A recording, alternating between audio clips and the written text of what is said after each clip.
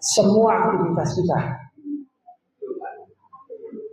baik dalam konteks ibadah mahdhah maupun dalam konteks ibadah ibadah yang lainnya, dalam konteks tadi efisien dan efektif. Itu penting bagi kita karena kita dituntut untuk ya ayyuhalladzina amanu taqullaha wal tanzur nafsum ma qaddamat lighad. Wahai orang-orang yang bertakwa, hendaklah kamu melihat apa-apa yang telah lampau. Melihat itu maknanya di sini itu melakukan mapping, melakukan mitigasi, melakukan evaluasi. Mendata, menginventarisir, kemudian mengevaluasi. Hasil pendataan, hasil tabulasi, hasil inventarisasi tadi setelah kita evaluasi, ketemunya seperti apa, efisien apa tidak, berhasil guna atau berdaya guna apa tidak. Nah, kita inventarisir lagi untuk kita buat rencana. Terus seperti itu. Maka ketika kita menemukan tidak efisien, tidak berdaya guna, tidak berhasil guna, maka kita koreksi dan kita perbaiki. Itulah kira-kira ritme kehidupan manusia. Perjalanan hidup manusia itu seperti itu. Dalam semua hal. Mulai dari ibadah mahdhah sampai ibadah am. Monggo, yang sholatnya, coba. Sholat fardunya, coba kita lakukan.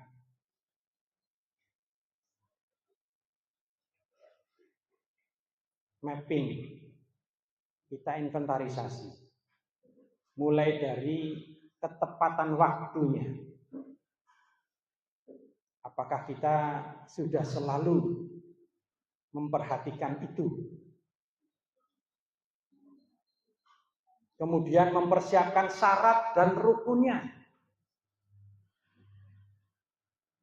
Apakah kita sudah selalu memperhatikan itu? Kemudian pelaksanaannya. Apakah kita juga senantiasa mempersiapkan ketika sebelum takbiratul ihram kita sudah betul-betul siap? Karena ayatnya itu luar biasa. Wasta'inu bisabri wassalah innaha lakabiratun illa 'alal berat. Salat akan menjadi penolong kita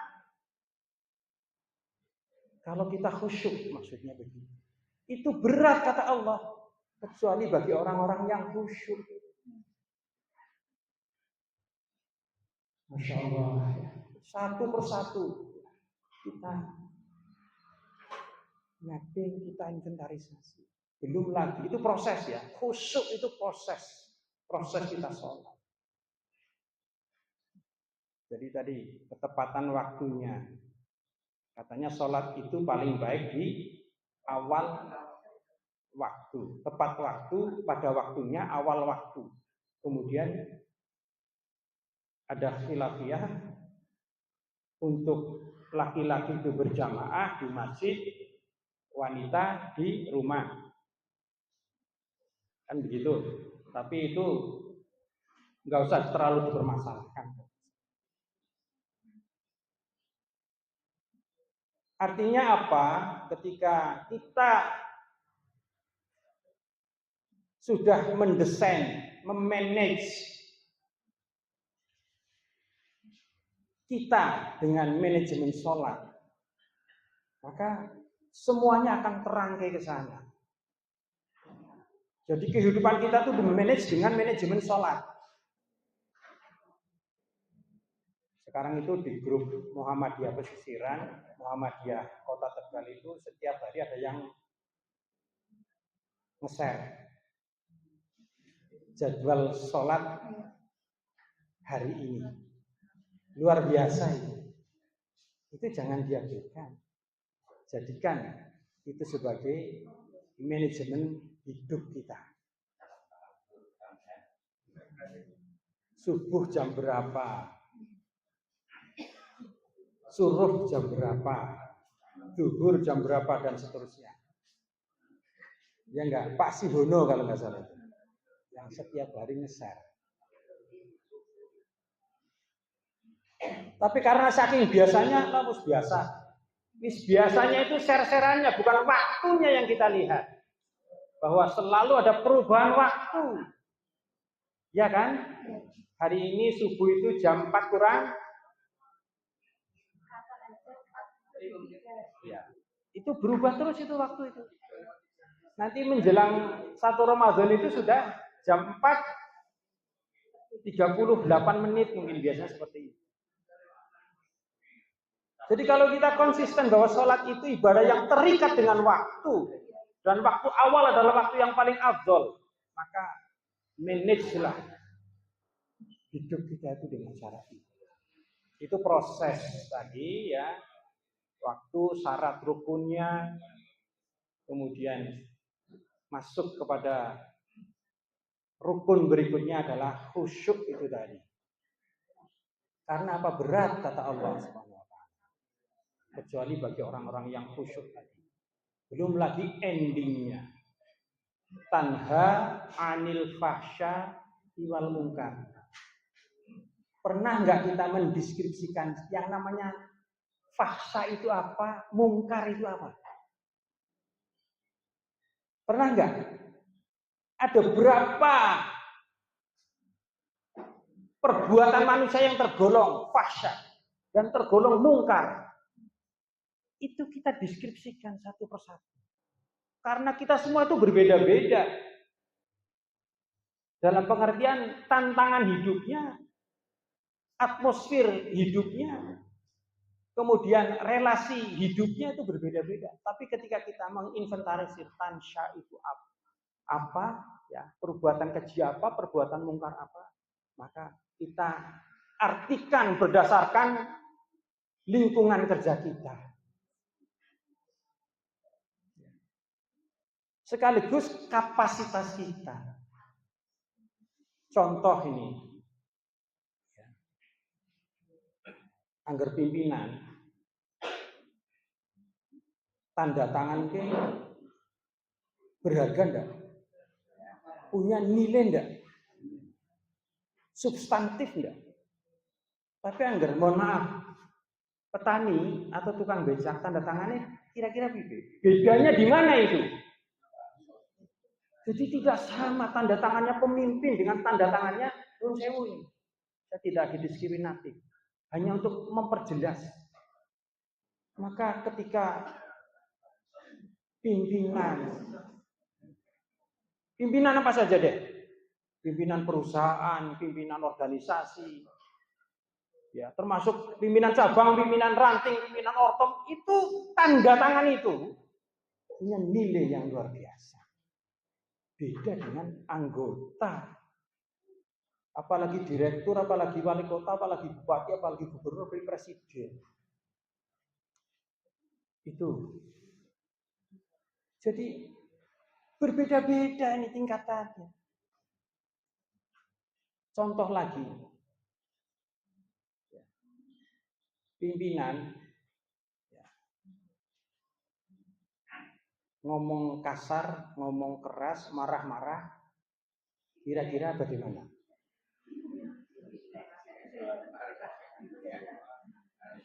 Tapi anggar tukang parkir, gemboran kayak apa? Apa kondomen? Beda. Inilah pentingnya kita melakukan tadi. Mendeskripsikan segala sesuatu yang kita ada. Sehingga kita mudah untuk menjalankan, kita mudah untuk mengamalkan, kita mudah untuk mengimplementasikan, termasuk kita mudah untuk menghindari, mencegah dan lain sebagainya.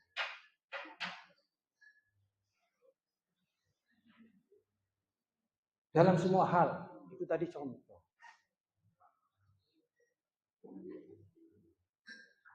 Bapak Ibu rahimakumullah.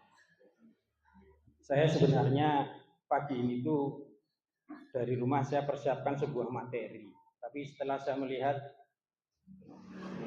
kelihatannya manula semua. Jadi saya bingung. Manula apa-apa ini ya. Jadi tapi tidak apa-apa deh kita. Yang penting kan ketemu, silaturahim, saling mengingatkan kepada kebaikan menuju kepada ketakwaan. Saya siapkan sebenarnya kesehatan mental dalam perspektif Islam. Tapi kalau yang abodemen ya, jadi saya melihat kasihan nanti ya. Tapi tidak apa-apa, sedikit saja ya. Dan superficial artinya hanya luar-luarnya saja. Karena lo malah tambah mumet tuh di pengajian gara-gara Pak itu di mumet. Oh, saya salah. Jadi kesehatan mental dalam perspektif Islam. Ada kata yang perlu kita samakan asumsinya. Mental. Mental itu apa? Bapak-bapak, ibu-ibu. Mental itu apa?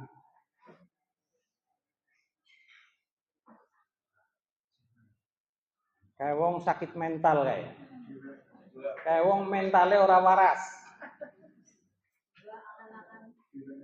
Jiwa. Terus roh, terus perilaku, terus ya ini kira-kira. Makanya memang begini ya.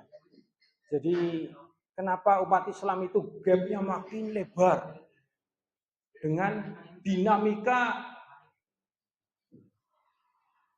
pertumbuhan dan perkembangan ilmu pengetahuan dan teknologi. Karena tadi deskripsinya berbeda banget. Jadi kalau bilang mental itu bukan urusan agama. Itu urusannya ilmu pengetahuan dan teknologi. Sehingga umat Islam pokoknya bahas sholat, puasa, zakat, haji, selesailah sudah.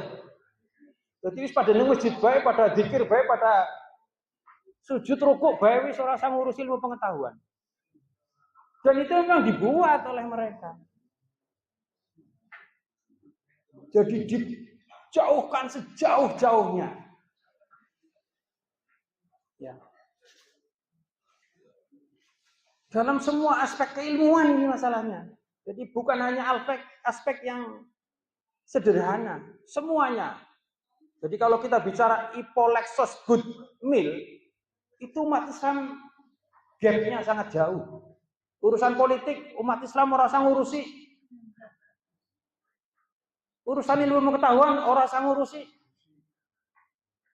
Urusan ekonomi bisa nasi ngurusi. Orang sang melu-melu. Jadi selalu tertinggal dan jauh sekali makin tertinggal. Ini dampaknya, akibatnya. Sehingga umat Islam akan selalu tertinggal. Tetapi di sisi lain umat Islam butuh dan pasti menggunakan itu. Contoh sing sederhana, klambi bae wis. Tiap tahun ganti klambi blek. Ya Pak Haji Fanani. Ya Zak.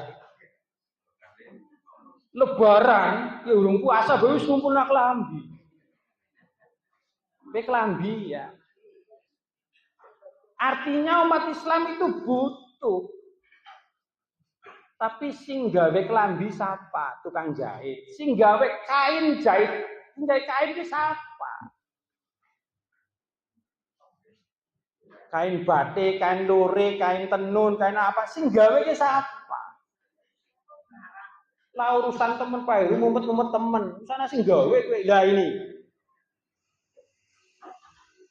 Akhirnya hari raya Idul Fitri sing panen siapa?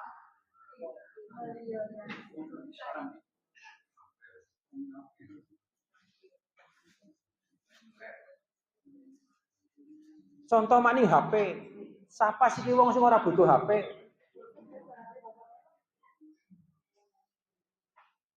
Semua orang butuh HP.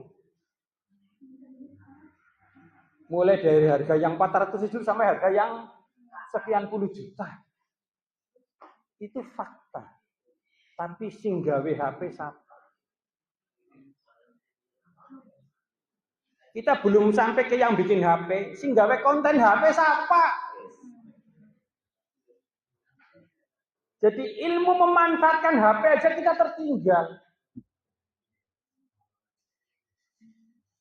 Sehingga konten-konten yang mereduksi nilai Islam itu lebih banyak. Konten-konten yang memecah belah umat itu lebih banyak. Konten-konten yang mendangkalkan akidah dan menyesatkan cara pandang itu juga makin banyak. Konten-konten yang akhirnya membuat orang lebih senang memegang HP, orang lebih nikmat, orang lebih nyaman memegang HP daripada mendengarkan suara azan, suara yang lain-lain. Itu fakta. Belum lagi kalau kita bicara yang bikin HP. Ya Allah, ya Rabbi. Jadi kalau Lenovo, Samsung menciptakan HP yang sekarang kita pegang, misalnya sekarang ini.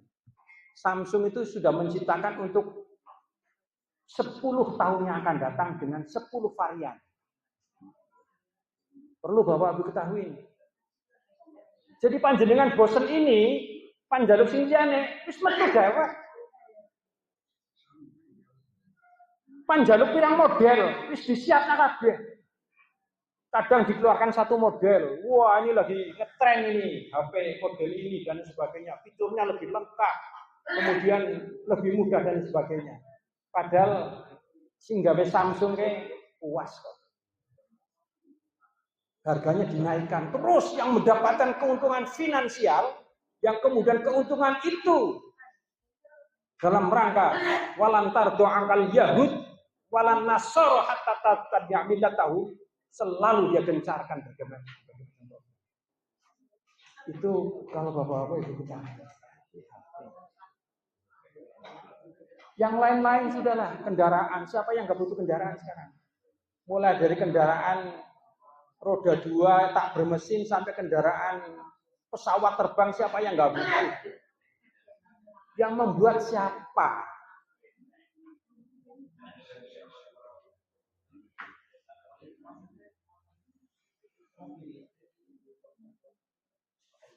Umat Islam banyak mendirikan sekolah, umat Islam banyak mendirikan pondok pesantren. Tapi yang penting, silahkan dirikan 1000 sekolah, 1000 perguruan tinggi. Yang penting jangan masuk ke wilayah pengembangan ilmu pengetahuan dan teknologi. Sehingga laboratoriumnya dibatasi.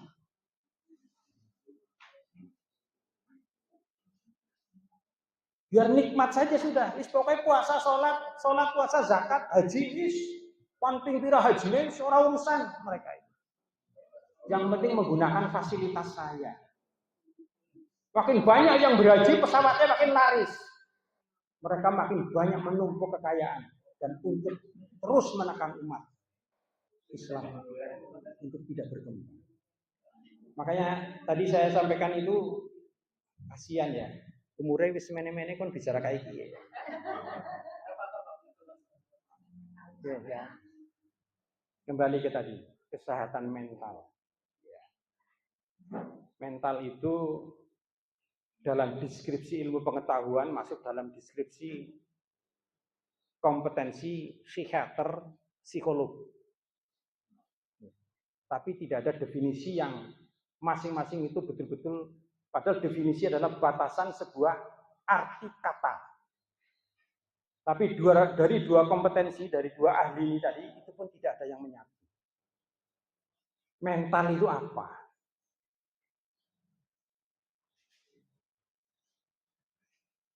Cuma mental adalah struktur yang ada di dalam tubuh manusia.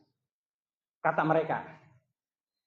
Yang kemudian mampu menyerap semua input informasi yang masuk melalui semua indera kita, mata, telinga, kulit, dan sebagainya, kemudian diekspresikan keluar dalam segala macam bentuk, sikap, perbuatan, perkataan, menyatu dalam bentuk perilaku. Itu katanya mental. Jadi tidak terbatas pada orang yang bisa melihat. Orang buta pun bisa. Tidak terbatas pada orang yang bisa mendengar. Orang tuli pun bisa. Atau memiliki mental maksudnya. Tadi ada yang menjawab roh. Ada yang menjawab jiwa.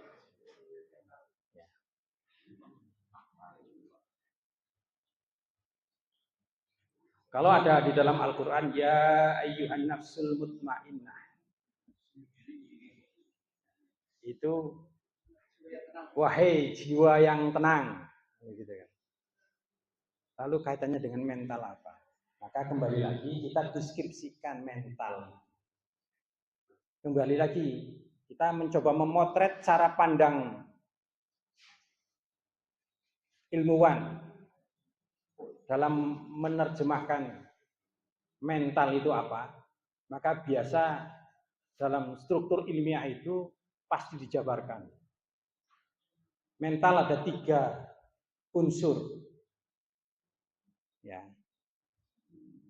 Yang pertama adalah paradigma. Paradigma itu sudut pandang. Itu paradigma. Contohnya ketika ada orang buta disuruh mendeskripsikan gajah itu seperti apa. Ada 5 orang buta disuruh mendeskripsikan gajah itu seperti apa. 1 pegang kakinya, 1 pegang telinganya, 1 pegang belalainya, 1 pegang ekornya, 1 pegang badannya.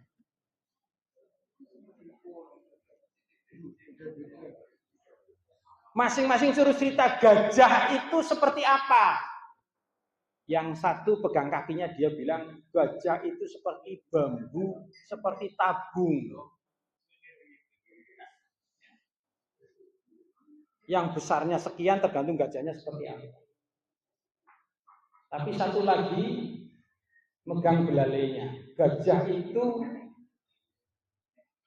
seperti selang dan bergerak-gerak dan sebagainya. Empuk dan semuanya. Yang megang telinganya gajah itu tipis, lebar, halus dan sebagainya. Yang megang ekornya gajah itu seperti ini. Yang megang badannya angel maning ya.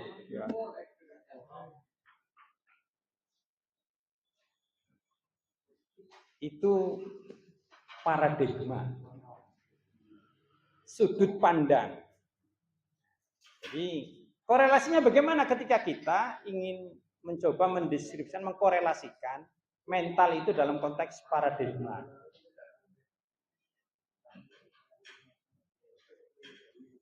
Yang kedua, unsur yang kedua adalah core belief. Core belief itu keyakinan dasar.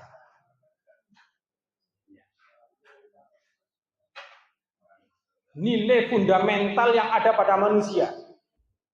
Itu core belief. Nilai keyakinan fundamental yang ada pada diri manusia. Tetapi manusia suka lupa. Manusia suka tidak sadar. Sehingga yang terekspresikan adalah pengaruh lingkungan, pengaruh sekitar. Entah lingkungan apapun, entah sekitar apapun. Jadi kalau lingkungannya baik, dia akan menjadi baik. Lingkungan tidak baik, dia akan menjadi tidak baik. Itu kata psikiater, kata psikolog. Kemudian yang ketiga adalah core value. Nilai dasar. Nilai dasar itu nilai fundamental yang dia perjuangkan untuk mencapai paradigma itu tadi. Jadi kalau dia mempersepsikan gajah itu adalah seperti bambu, maka nilai dasar yang dia bentuk dalam mewujudkan gambar gajah adalah seperti bambu. Demikian juga yang megang telinga, demikian juga yang megang belalai dan sebagainya. Itu nilai dasar. Dalam konteks yang lebih luas lagi, ya, core belief adalah nilai keyakinan yang sangat fundamental. Artinya ideologi.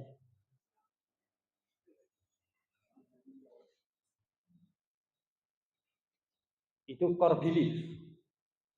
Sedangkan core value adalah nilai. Makanya sering ini di dalam tatanan manajemen sekarang itu contohnya BUMN sekarang value-nya apa? Core value-nya apa? Akhlak. Ya kan? Kalau panjenengan ke BUMN kan ada banner itu. Akhlak itu adalah nilai pegawai BUMN harus seperti itu. Amanah, hanya itu ya, humanis kalau nggak salah, ya.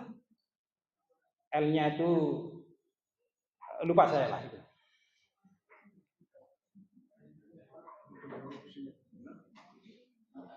Jadi itu semangat, spirit untuk mewujudkan apa yang dia inginkan, mencapai visi BUMN.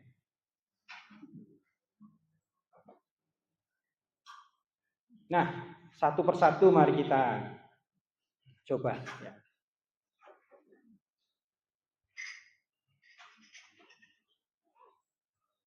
Paradigma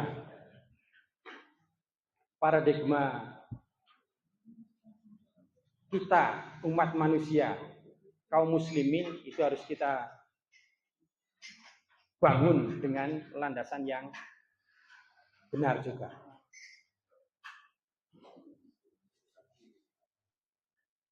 Ada enggak di antara kita yang ingin hidup selamanya? Jujur saja, ada enggak yang ingin hidup selamanya? Iya, hidup di dunia selamanya. Ada enggak? Enggak ada ya? Kenapa? Ya, pertanyaannya itu dulu. Ada enggak di antara kita ya yang ingin hidup di dunia selamanya? Kenapa enggak ada? Kenapa kita perjuangkan dunia dengan mati-matian? Dengan seluruh kemampuan yang kita punya. Nah itu nanti akan korelasi enggak itu? Akan berhubungan enggak antara paradigma, core belief, core value? Gitu loh. Jawabannya tidak, tapi kenapa kita mati-matian?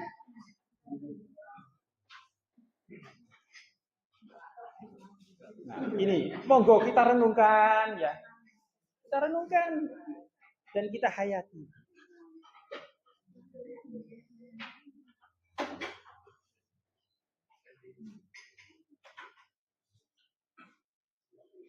Karena kalau kita semua sadar bahwa pasti ada akhirnya. Yang tadi di depan sudah saya sampaikan pertanyaan, kita kepengennya yang tertinggi itu apa? Husnul khotimah. Kita yakin.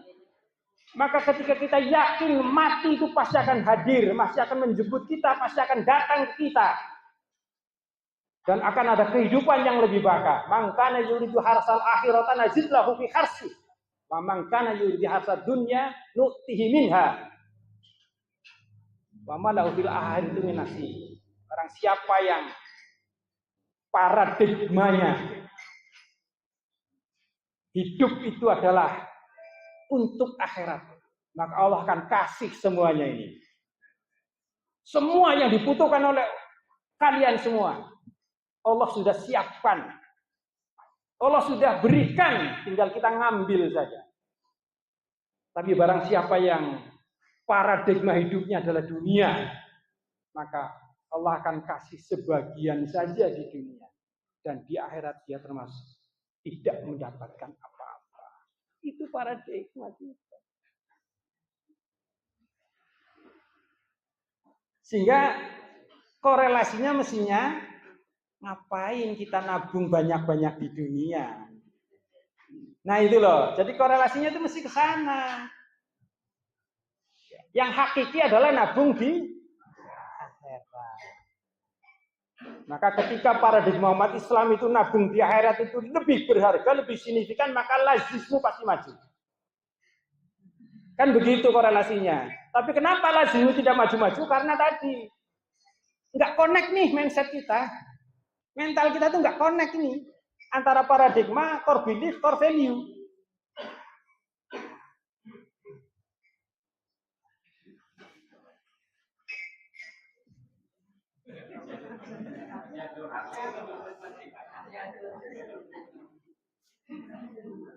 Kemarin Pak Sulhan ngomongnya sampai jam 8.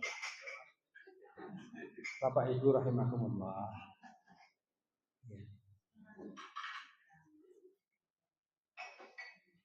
Kaitannya dengan core belief ya. Allah berfirman nanti dibuka di surat Al-Isra ya, ayat 172.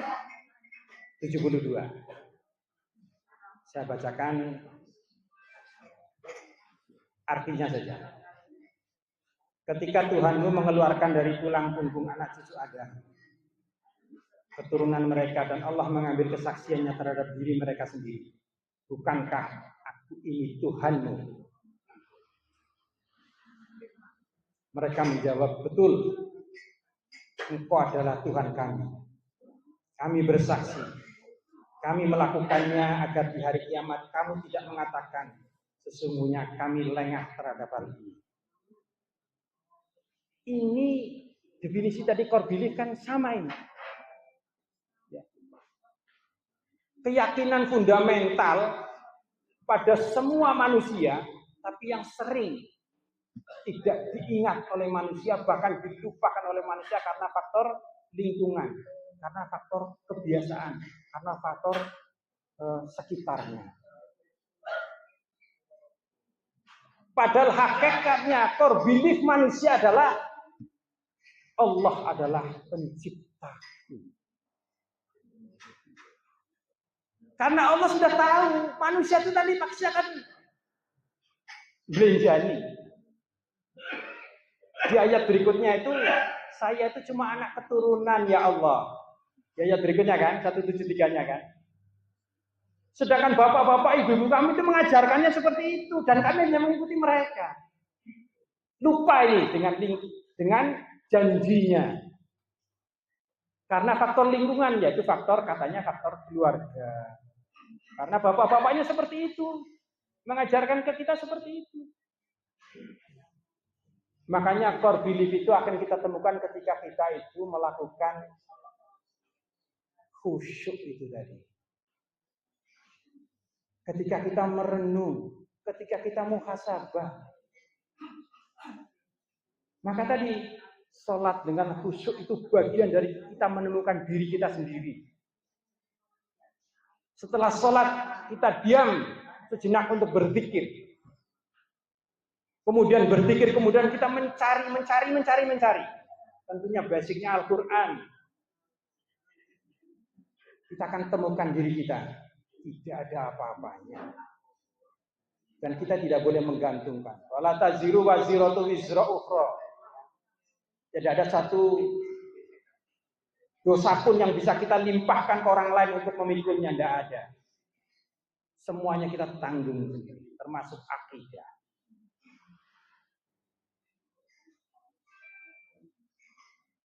Oleh karena itu tadi, ya, ini baru bicara mental, belum saya baru sedikit kaitan dengan Islam, tapi waktunya sudah mepet. Oke, tidak apa-apa. Ya. Berseri.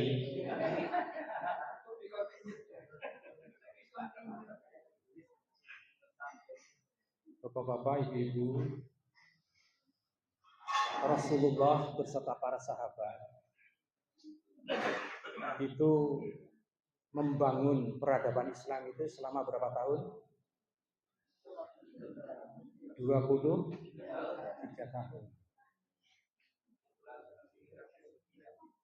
Endingnya dari Rasulullah membangun peradaban Islam itu apa? Idza jaa nasrullahi wal fath wa ra'aitan nasa yadkhuluna fi dinillah fasabbih bihamdi rabbika wastaghfir innahu kana tawwaba. Fakta realita yang tidak bisa dibantah. Sehingga Islam menjadi peradaban dunia ketika itu. Berbondong-bondong kaum kafir, kaum musyrik masuk Islam, mendukung perjuangan Rasulullah.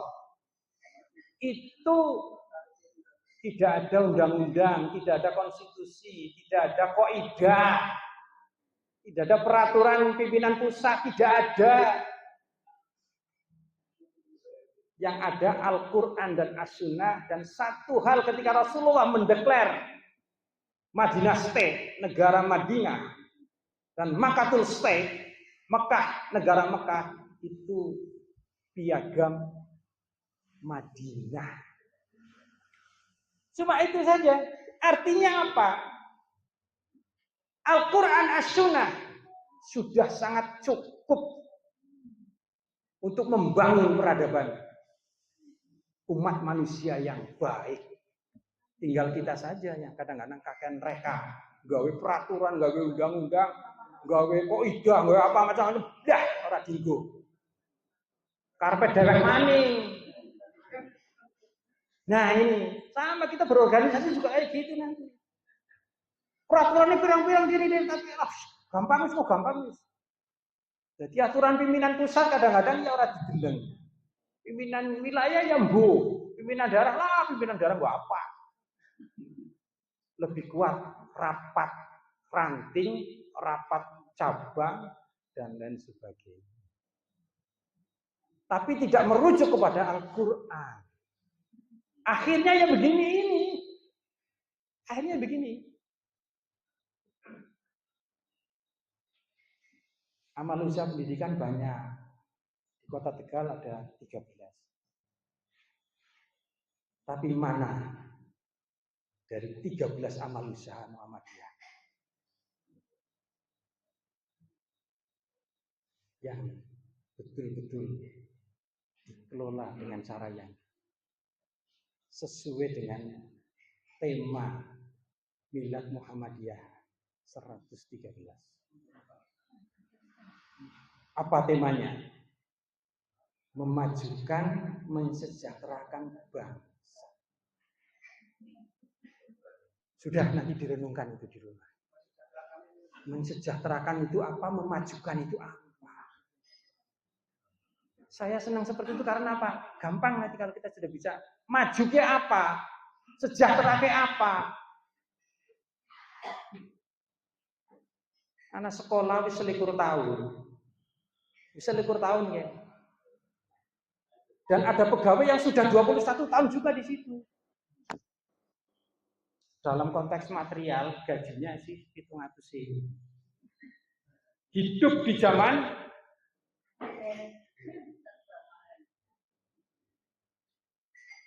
tapi orang apa-apa ya, yang ikhlas kok. Oh, alhamdulillah. Itu bagian dari alhamdulillah. Ya. Nah, jadi temenan beli gue ikhlas Itu baru bicara konteks kesejahteraan guru agama. Lalu apakah proses pembelajaran di sana benar dengan visi tadi? Ya, yang saya contohkan tadi. Ya. Gawe pesawat, gawe mobil, gawe apa itu? Sing penting birrul walidain. Jadi memang jauh sekali gapnya. Jauh sekali gapnya. Karena tadi, jadi di piagam Madinah itu hanya tercantum beberapa poin sebenarnya. Jadi kalau saya coba bacakan, ada 6 poin piagam Madinah sebagai bagian dari upaya atau ikhtiar Rasulullah membangun negara Madinah dan negara Mekah membangun peradaban. Luar biasa ini konstitusinya. Ini konstitusi Rasulullah ketika membangun Madinah dan Mekah dan kemudian menjadi peradaban dunia. Yang pertama adalah persatuan umat. Nanti kita refleksikan dengan kita yang di Muhammadiyah. Apa wis bener kan wis bersatu? Monggo, silahkan. Bersatu lahiriah dan zohiriah ini. Lahir dan batin, ya, ukhrawi dan jasmani. Lahirnya dan batinnya kita. Apakah kita sudah seperti itu? Dalam konteks persatuan umat Islam, ketika Ansor dan Muhajirin bertemu, maka fundamental konteks persatuan umat, ini khusus umat Islam ya, itu adalah membuat akhwan. Membuat akhwan itu memadukan dua orang untuk betul-betul saling padu. Memberikan yang punya, menerima yang tidak punya.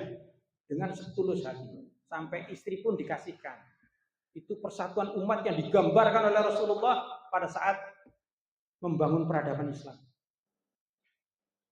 Karena sahabat yang satunya istrinya ditinggal di Makkah, tidak ikut hijrah ke Madinah. Ya. Kemudian di Madinah, sahabat-sahabat ada yang istrinya 2, ada yang istrinya 3, bilang sama sahabat yang istrinya ditinggal di Makkah atau tidak punya istri. Wahai sahabatku, pilih salah satu di antara 3 istri saya. Silahkan ambil.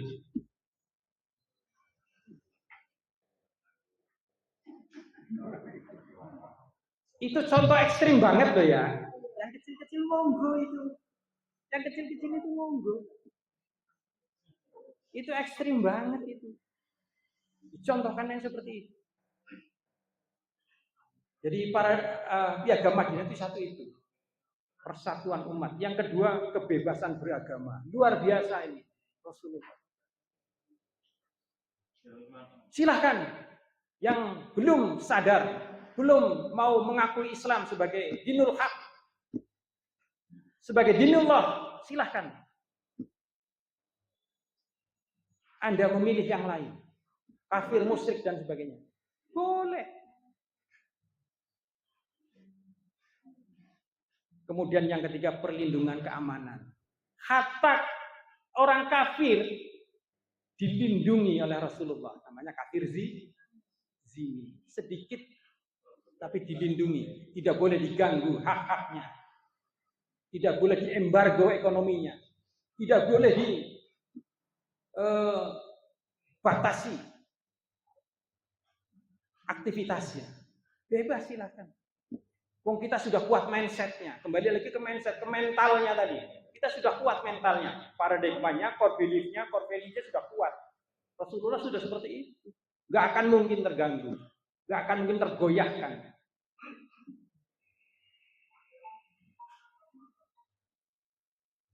Beda dengan kita.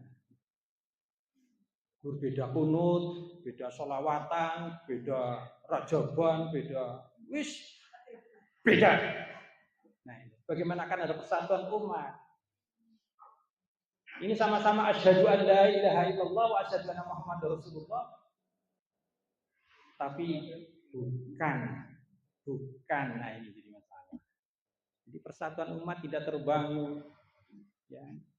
Kemudian kebebasan beragama, padahal ini satu sama-sama agamanya. Hanya perbedaan khilafiyah yang tidak perlu sampai membuat pagar demarkasi yang kuat, yang keras, tapi masih terjadi di antara. Dan itu memang dipelihara oleh mereka yang tidak suka dengan Islam, dipelihara. Wis pokoke aja gelem. Wis pokoke kayak gue. Yang penting aja bersatu. Nanti kalau bicara ke yang lain sampai ke partai politik, sampai ke, tapi hal lain nanti beda lagi. Ketika masuk ke wilayah bisnis beda lagi. Ketika masuk ke wilayah bisnis dan usaha keuangan beda lagi. Aisyah bikin koperasi Aisyah. Muhammad bikin BTM. Bikin BMT. Tapi wah nang kana cicilannya lebih larang daripada nang bank lain. Ya blek. Mendingan nang kana lebih murah. Padahal sudah diberitahu. Di BTM itu marginnya lebih mahal karena memang dia modalnya dari modal sindikasi yang mahal. Tapi kembali lagi, zaman Rasulullah tidak seperti itu. Ada baitul mal namanya. Ditasarufkan dengan benar sehingga semua pihak yang ada kaitannya dengan pentasarufan itu sudah ada bagiannya. Yang horim mana, yang fakir mana, yang miskin mana, fisabilillah yang mana, yang ibnu sabil yang mana, yang mu'alaf yang mana, sudah tasarufkan oleh Rasulullah walaupun belum ada regulasi secara eksplisit. Adanya waqimus shalah wa atuz zakat warka'u ma'ar raki'in. Tapi kita sudah ribut nisabnya, haulnya. Yang urung mampu zakat, urung anani urung lebih nisab. Alah suwen temen sih. Itu nisab ora bisa tapi wis ngeyel. Yang urung mampu ya urung masuk nisab. Ini urung setahun ono bewingi kan. Wis akhirnya ora enteng go belanja sing liyane. Akhirnya ora zakat. Karena ribut masuk nisab dan haul tadi. Ya Pak lah. Mari kita coba rubah mindset kita jangan begitu. Mendapatkan berapa kita sudah. Yang kita pegang 2,5% minimal. Sudah dapat 1.000 2,5% saya sisihkan, masukkan ke lazismu. Dapat 1 juta 2,5% minimal itu. Ya, jangan kurang dari itu. Lebih banyak lebih baik. Maka tadi ya, la in syakartum la azidannakum, di sana nanti akan keluarnya. Selalu berkorelasi terus ini. Islam itu seperti itu. Sehingga betul-betul membentuk peradaban itu. Makanya takut ke sapi lanang apa sapi wadon. Sapi ini picek apa ora picek? Sapi ini gede apa? Sapi putih apa sapi ireng? Allah wis paken. Ya kan? Di surat Al-Baqarah kan dialognya begitu kan. Padune ora gelem, padune moh. Padune sing penting ora.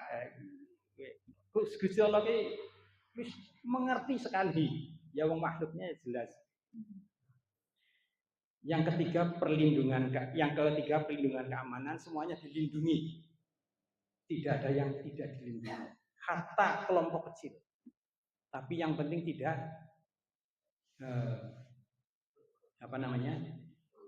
merusak, tidak anarkis. Kemudian yang keempat kesamaan hak dan kewajiban. Ya, jadi penegakan hukum itu sama. Ketika Fatimah terbukti mencuri makan saya potong tangannya, kan begitu kan? Iya. Itu deklarasi yang luar biasa dari Rasulullah dalam rangka menegakkan hak dan kewajiban. Kita praktekkan kita. Ya. Dulu kita kenal dengan istilah KKN, korupsi, kolusi, nepotisme. Reformasi ternyata lebih besar lagi KKN. Ya itu karena padune ki ora gelem nganggo, padune pan sekarepe dhewek. Itu tabiat manusia. Kemudian yang kelima pertahanan bersama. Siapapun kalau dia warga negara Indonesia maka wajib mempertahankan NKRI. Tidak boleh ada bandara ilegal, nggak boleh. Gitu loh. Tidak boleh ada bandara yang tidak ada otoritasinya. Tidak boleh. Dan itu hukuman berat itu. Saya nggak lagi nyinggung loh ya. Ini aneh saja. Kemudian yang keenam itu keadilan sosial. Dibangunlah di situ baitul mal yang akan betul-betul membawa kesejahteraan. Jadi Al-Quran dan As-Sunnah dengan piagam Madinah cukup bagi Rasulullah Muhammad SAW membangun peradaban Islam di masa itu. Kuncinya adalah laqad kana lakum fi rasulillahi uswatun hasanah liman kana yarjullaha wal yawmal akhir wa dzakarallaha katsiran. Kuncinya itu mari kita jadi contoh-contoh. Mari kita jadi uswah-uswah yang baik. Di mana saja, kapan saja, posisi apapun kita jadi contoh. Terus lakukan itu. Itulah cara kita meningkatkan keberagaman kita. Cara kita meningkatkan fungsi mindset kita, fungsi mental kita. Sehingga nilai-nilai itu betul-betul tertanam di dalam hati kita dan kita wujudkan dalam bentuk tindak tanduk kita. Maka man 'amila sholihan min dzakarin aw unsa wa huwa mu'min. Barang siapa yang mau bekerja, beramal soleh itu mau bekerja untuk kebaikan apa saja dan didasari dengan iman, maka Allah akan memberikan yang lebih baik dari apa yang dia kerjakan. Kembali lagi, syukur itu yaitu efisien dan efektif, berhasil guna dan berdaya guna. Terus kita evaluasi pekerjaan kita itu bagaimana. Pekerjaan yang kaitannya ibadah mahdoh kita itu bagaimana, sholatnya bagaimana, puasanya bagaimana, hajinya bagaimana, zakatnya bagaimana, terus kita evaluasi. Ketika efisien efektif, itulah kira-kira akan menambahkan nikmat Allah Subhanahu wa taala. Bapak Ibu, mohon maaf ya, mungkin Ibu hari ini ada Hari Bermuhammadiyah Tegal Barat. Saya sudah janji, walaupun terlambat saya akan hadir. Mudah-mudahan belum terlambat di sana, ya. Itu sehingga kali ini baru pengantar. Pengantar itu baru sedikit sekali, ya. Apa yang saya sampaikan. Kalau nanti ada waktu, ada kesempatan lagi, kita coba sambung lagi, ya. Terkait dengan tema yang tadi saya bawakan, kesehatan mental dalam perspektif Islam, lebih ya mulai lebih masuk ke substansi lagi. Mudah-mudahan apa yang saya sampaikan bermanfaat bagi kita semuanya. Kita menjadi orang-orang yang terus efektif dan efisien sehingga janji Allah betul-betul bisa kita rasakan adanya.